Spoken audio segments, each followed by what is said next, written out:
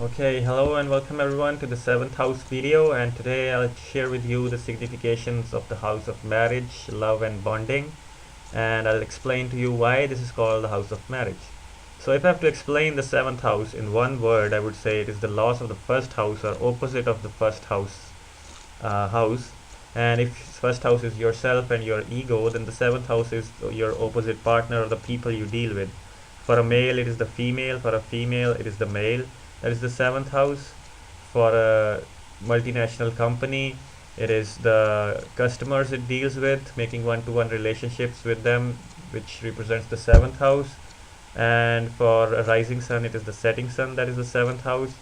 And as per the situation, the significations change, as you can see. So for a king, its masses or it deals with can represent the 7th house. But basically, the 7th house is loss of our individuality, loss of our ego or self-centeredness. And in to cut it short, the 7th house is loss of the qualities of the first house, I would say, because here we think about our partner or the other people and not about ourselves as we do in the first house. So this is the basic bottom line of the 7th house, thinking about our partner or the other self. So if I have to represent this house in one single word, I would say it is the house of connectivity or connections and relations.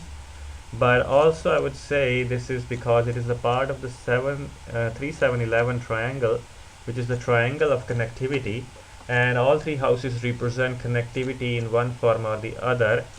But the 7th house would represent harmonious bonding of one-to-one relationships, whereas the 11th house represents universal unification and upliftment and universal consciousness development, where everyone unifies into a common ideology, whereas the third house is a child expressing itself to everyone.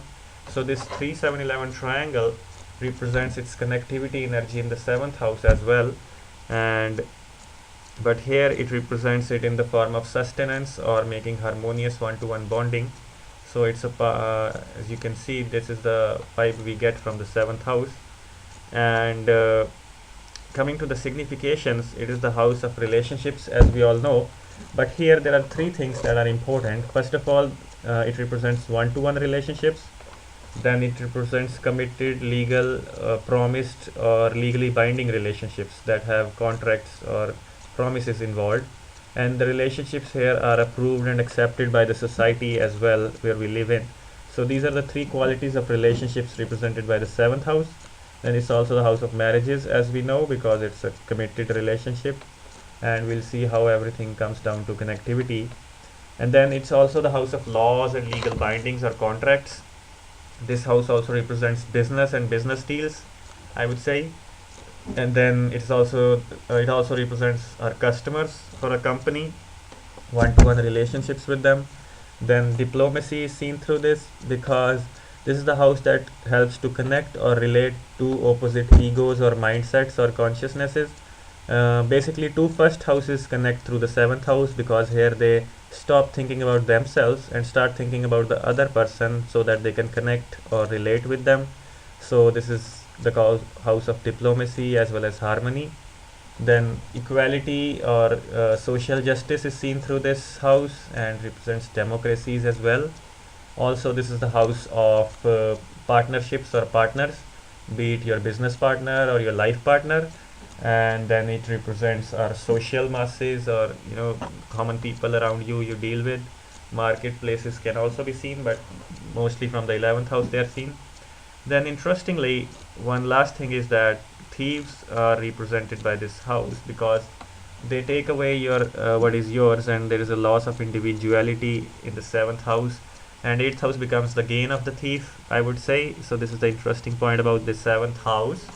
And so all this I would say comes down to loss of self-centeredness, loss of selfishness, or thinking about yourself, me, which is the first house. And here you think about the other person and not about yourself as you do in the first house. And that is what helps you relate and connect with other people when you think about them, when you understand them and try to relate with them. And this energy brings down all these significations into existence in the 7th house.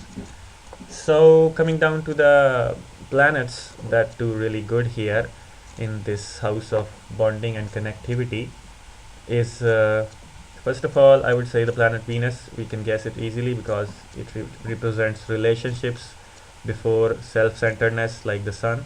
So Venus does really good here. Mercury is itself a planet representing communication and expression or expressivity, so it's really happy here. Jupiter helps you develop the wisdom or the intellect that can help you relate with other people in a harmonious way, so it's really good here to have it.